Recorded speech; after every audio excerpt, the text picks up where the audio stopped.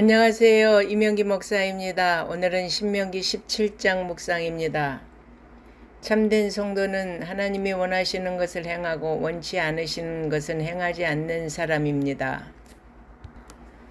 곧 하나님 중심의 신앙생활을 하는 성도입니다. 하나님께서는 예물을 드릴 때 흠이나 악질이 있는 짐승을 드려서는 안 된다고 하셨습니다. 하나님께 흠이 있는 제물을 드리는 것은 하나님을 멸시하는 행위입니다. 우리는 창조주 하나님께 최상의 것을 드려야 합니다.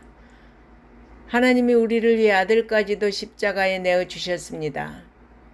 우리가 하나님께 최선을 다해 섬기지 않는다면 그분의 은혜를 망각하는 행위입니다. 또한 우리 몸을 흠없는 산 제물로 드려야 합니다. 우리 몸은 우리의 것이 아니라 하나님의 것입니다.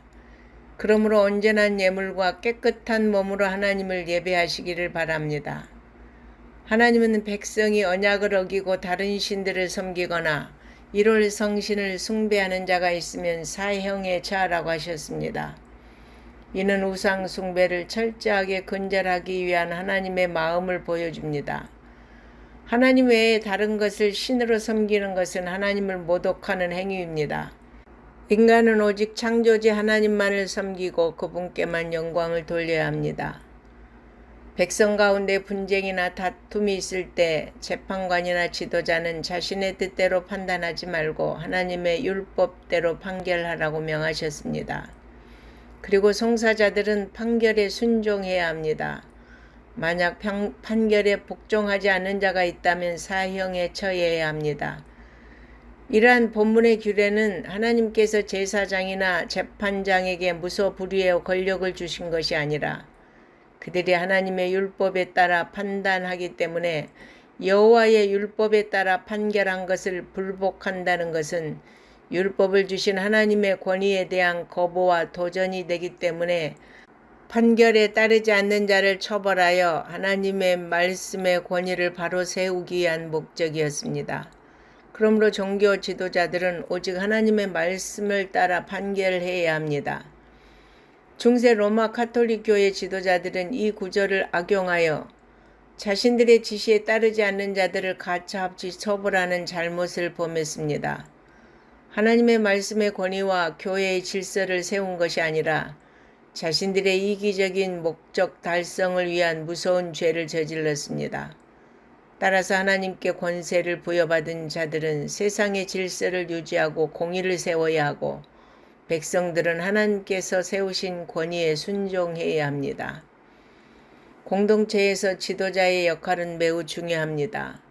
지도자가 어떤 사람인가에 따라서 공동체의 흥망성쇠가 결정될 수 있기 때문입니다. 하나님은 이스라엘의 왕정 제도에 대해 말씀하셨습니다. 사실 이스라엘은 왕이 필요 없었습니다. 그들은 하나님의 직접적인 통치를 받기 때문입니다. 그러나 만약 그들이 왕을 원한다면 그 왕은 이스라엘 백성 가운데 하나님이 택한 자여야 했습니다. 하나님이 택하신 왕이라야 하나님의 마음에 합한 정치를 할 수 있기 때문입니다. 훗날 이스라엘은 이 같은 원칙을 지키지 않아 비극을 경험해야 했습니다. 오늘날 우리는 하나님의 택하심을 받은 자들이 공동체 지도자로 세워지길 기도해야 합니다. 그들을 통해 하나님의 뜻이 실현되도록 기도해야 합니다. 하나님이 택하심으로 왕이 되었을지라도 그 왕은 지켜야 할 의무가 있었습니다. 첫째, 말을 많이 두지 말아야 합니다. 이는 자신이나 세상의 힘을 의지해서는 안 되고 하나님을 믿고 의지해야 한다는 것입니다. 또한 아내를 많이 두지 말아야 합니다. 아내를 많이 두면 왕의 마음이 하나님을 향하지 않고 아내들에게 향하기 때문입니다. 즉 하나님을 가장 사랑하라는 뜻입니다. 그리고 은금을 많이 쌓지 말아야 합니다. 왕이 재물을 많이 쌓아두면 하나님을 의지하지 않고 재물을 의지하게 되기 때문입니다.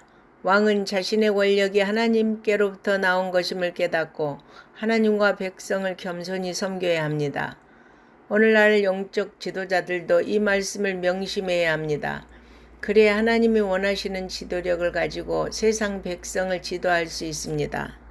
그리고 왕은 율법책을 옆에 두고 읽어 하나님 경외하기를 배우며 율법의 모든 규례를 지켜야 합니다. 왕이 말씀 중심으로 살고 통치하면 교만하지 않게 됩니다. 왕은 백성 위에 군림하는 자가 아니라 하나님의 대리자일 뿐입니다. 대개 왕위에 오르거나 권력을 가지면 사람은 교만해지기 쉽습니다. 그러므로 항상 말씀을 가까이 함으로 겸손하게 되어 왕이 하나님의 말씀대로 나라를 다스릴 때 나라는 강해지고 왕권은 장구하게 될 것입니다. 성도 여러분, 항상 하나님의 말씀을 가까이 하십시오.